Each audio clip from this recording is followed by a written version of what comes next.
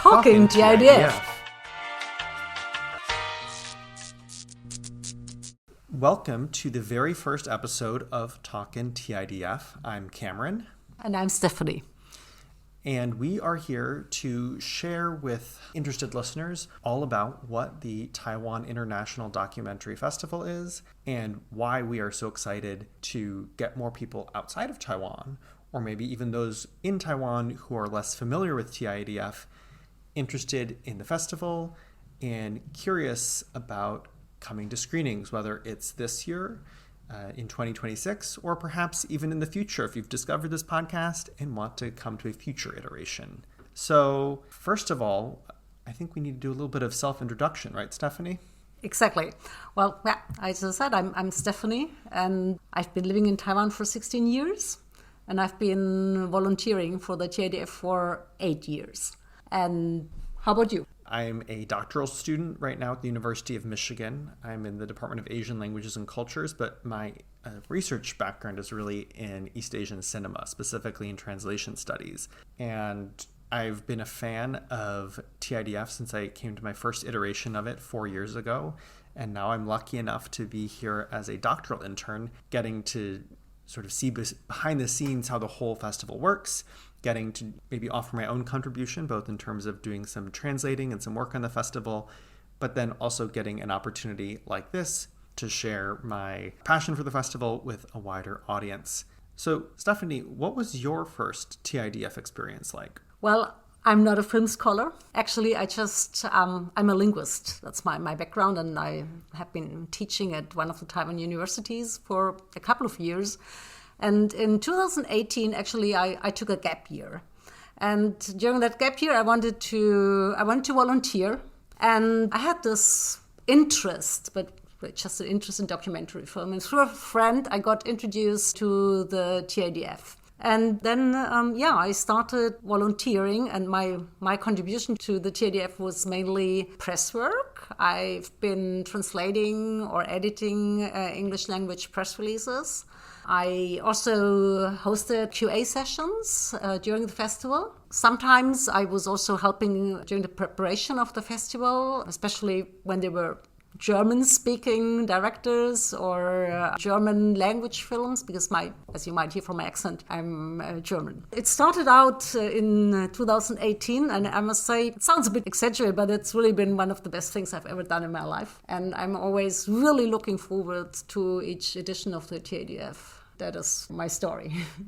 Very cool. Do you have any memories of your very first TIDF, maybe a film that you saw or something that really told you that this is a film festival that's maybe different from other film festivals? Yes, that was actually, I think that was before I started volunteering for the festival. There was one of the Taiwan programs that was on propaganda films during the Kuomintang period. And it was so, in some ways, hilarious, but it was also, in a way, it was also quite appalling because it felt so, or it reminded you of a time when Taiwan was not a democratic country, and it was also quite shocking. And but it is something that I love about the TIDF. It's international, it's Taiwan and international. So you get this chance to see films or to see material that you would never have the chance to see anywhere else about Taiwan history, Taiwan society. And I think for someone like me who is living in Taiwan, and it's just it's a really great learning experience. Yeah, no, I think you bring up a really good point, which is for people who are interested in film festivals, you often think about different film festivals having a specific character, whether it's in terms of the types of films it shows. So, for instance, in the US, for a long time, Sundance had this reputation really tied to independent cinema that maybe contrasted with other film festivals that had a more commercial edge.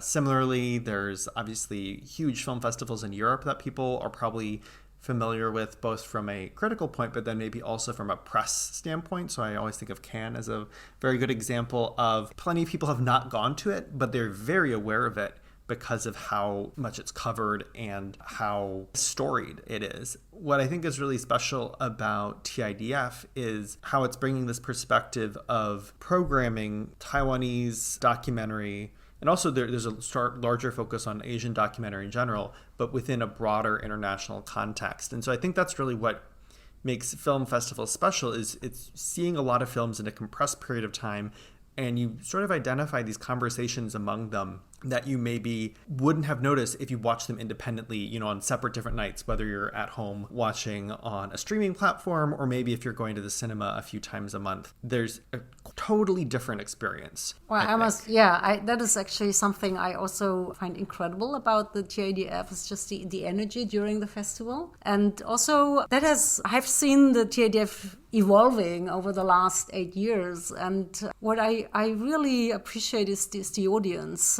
It's a really young audience, and it's, I think, a very film literate audience, and they're really enthusiastic. It's so, especially when I'm hosting Q&A sessions, it's so encouraging to have these really sharp and good questions from the audience and from young people. So you look into and it's always packed.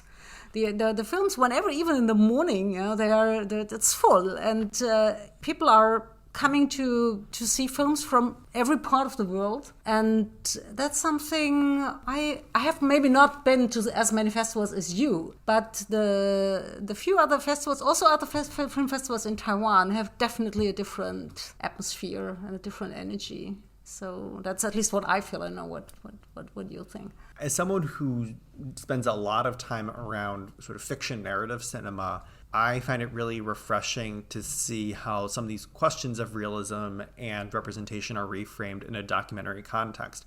Now, that's not to say that there aren't ever any fiction narrative films that are shown at TIDF.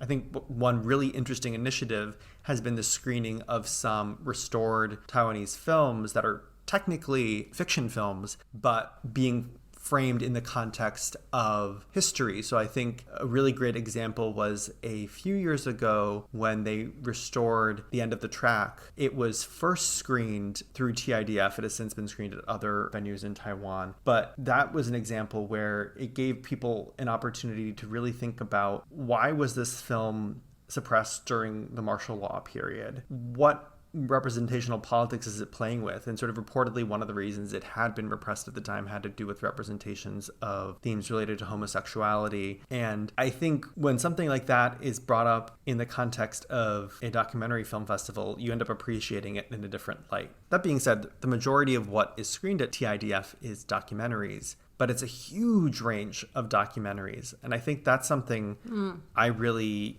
loved. The first time I ever came to TIDF, now I have to be honest, the first time I ever came to TIDF was only 4 years ago. That was also a very different TIDF. That was during the pandemic. Quite different one. Yeah. Only through conversations with other people that I learned what the larger legacy of the festival really is. Cam is definitely a film scholar. I think I'm maybe much more like an innocent viewer of films, but maybe another thing that I really like about the TIDF, for me it's a window to the world. Well, I've been living in Taiwan and living on this small island. Sometimes you feel a bit away from what's happening in the world. Of course, you read the news and all that, you have the internet, that's true. But still, I think sometimes there's a little bit of this feeling we are in Taiwan on this island. And for me, when the TIDF is an opportunity really to delve into another region, another culture. So, for example, this year there are a couple of films from Afghanistan or shot in Afghanistan. I'm really looking forward to that because that's a place, well, that seems to be so far away that I virtually know nothing about, and the TIDF offers me this opportunity to enter this world, at least for a couple of hours that I'm in the cinema. And that is, for me, very much a TIDF experience. I don't think I have it at any other festival, or, of course, I would not get this through reading my daily newsfeed. I think the other thing that I would really highlight is when going to a cinema, you get this wonderful feeling of other people watching along with you, and sometimes you can audibly hear people's reactions. I have very distinct memories in Taiwan of watching films in which people around me were crying, films where people were letting their disagreement be known, where they're making statements. And I know some some people who really, they want a totally immersive cinematic experience where they're not going to have any distractions. I think actually distractions can be a good thing, and understanding that how maybe the way that you're receiving something might be different from the ways other people around you are receiving it is a good reminder. And so especially I think as a foreigner who's been lucky to spend a lot of time in Taiwan, I'm very conscious of how images of one place can be received in another. And so I think sometimes when you get the chance to watch documentaries about Taiwan with a Taiwanese audience, you can maybe also understand how the way that you're watching it, if you're a foreigner, it might be a little different from the way that local Taiwanese audiences might be receiving it. And maybe you'll learn something and get an extra layer of appreciation by virtue of that realization. So if you have an opportunity to see some of the Taiwan directed or produced documentaries this year or in another year of TIDF, I highly recommend doing it. It can be very, very powerful. And again, I don't think this is something where you need to have a film studies background or even a deep, deep knowledge of Taiwan history. Sometimes I think it's through these sorts of experiences that can really pique your curiosity and get you in a place where you want to actually learn more. And that's something that I've really appreciated through watching Taiwanese documentaries at TIDF over the past few years, is through all the different ways that people are approaching representations of Taiwan's past. I think a great example is for Island to Island, which is a huge... That's a 5-hour... It's a 5-hour work. It was immensely successful at TIDF 2 years ago. It also won the Golden Horse Award for Best Documentary. It continues to be screened and discussed and shown, and it's been hugely influential. And it is very mixed in the methodologies that it uses between reenactments, having people read various letters, but really exploring the past of Taiwanese who were enlisted or conscripted into the Japanese army during World War II. And it's a very complex film. It's really looking at where's this line between victims and perpetrators, and how can people inhabit those two identities at the same time. And I think that's an example of a film that made a huge impact on TIDF, or had an impact through TIDF, and the ripple effect has continued to be felt throughout Taiwanese society. And it will be screened in this edition as well. And I'm sure it will sell out, because every time I've gone to see it or have tried to see it, it is always sold out. It is a highly sought after film. And I think what's also interesting is smaller cuts of it have also been shown for different ages of students, particularly college students and high school students, and it really gets them to think more critically about documentary and representation. And so I was actually very lucky earlier this year, in the lead up to this year's TIDF, to go observe a camp that they hold for high schoolers all around Taiwan who want to participate in the youth jury. And so the youth jury is this really cool feature of TIDF where they bring together interested young people and let them pick the winner of a youth jury prize at TIDF. But it's not something that you can just show up and do. It's something that they really want to help these students develop a critical awareness and a critical engagement with documentary practices. And so they go through a number of days where they're getting to participate in workshops, they're getting to meet directors, they're getting to meet programmers, and they're getting exposed to a wide array. And you know what? The award-winning film of the Choose Jury used to be the ones that I liked most. There you go. Really, that was quite amazing. Yeah.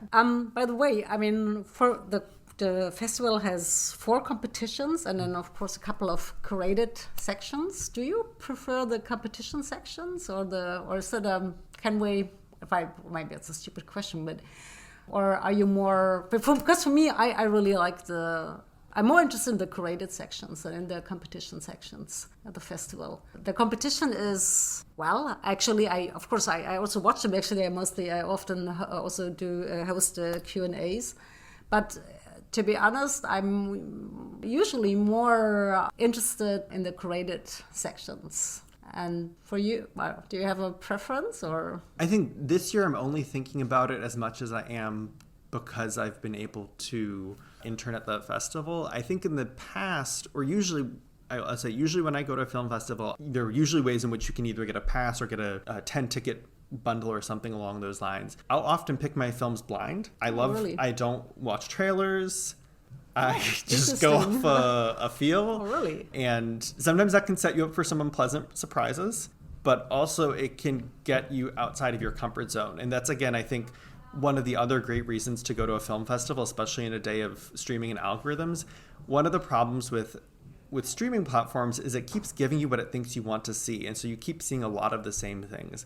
One of the beauties of a film festival is it's going to get you seeing things that are maybe outside your comfort zone, or things you don't even know are options or ways of seeing, ways of engaging with cinema. That's one reason when I look at this year's selection, whether it's the curated programs or the competition films, it's such a wide array of filmmaking. And so maybe sort of to get back to your question, but thinking specifically in terms of this wide array, when I do research, I'm really interested in both issues of language and issues of history. And I think this year's films engage with both of these topics in a slew of ways, but specifically when we think about history methodologies, I really like the ways in which different films play with what an archive is.